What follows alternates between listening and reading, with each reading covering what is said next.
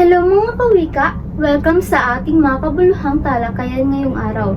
Ako ang inyong host, Michelle J. Watten, at pag-uusapan natin ngayon ang isang mahalagang paksa, ang mga katangian ng mabisang tagapagsalin at ang mga simulain ng pagsasalin.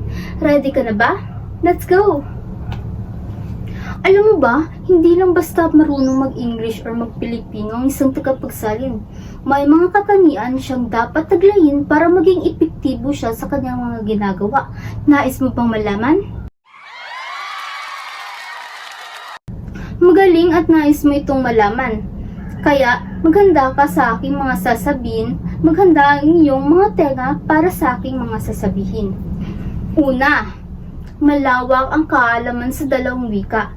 Hindi sapat na marunong ka lang magsalita. Kailangan naiintindihan mo ang lalim, kultura at konteksto ng bawat salita. Pangalawa, sensitibo sa kahulugan. Ibig sabihin, hindi lang literal na pagsasalin. Dapat alam mo kung ano talaga ang gustong ipahiwatig ng mensahe.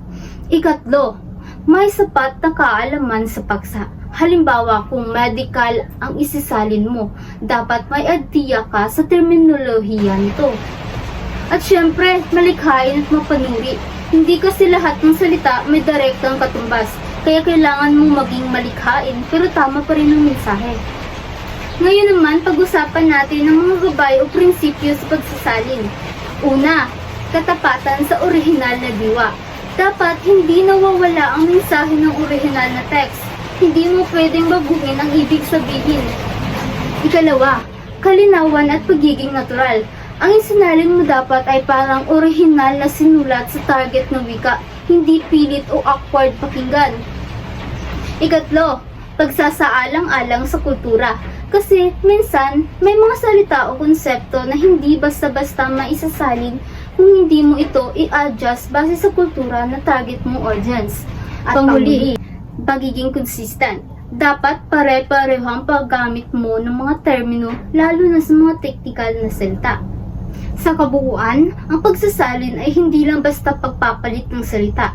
Ito ay isang sining at agham na nangangailangan ng kasanayan, kaalaman at tamang pag-unawa.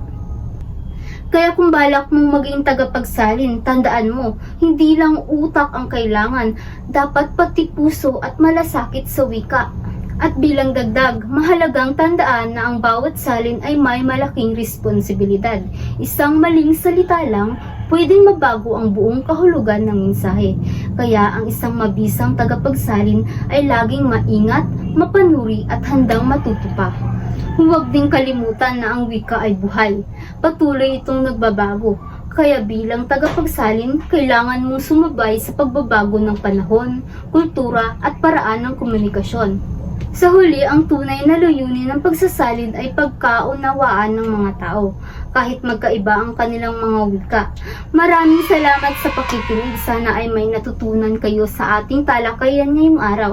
Hanggang sa susunod na episode, stay curious, keep learning at patuloy nating pahalagahan ng ating mga wika.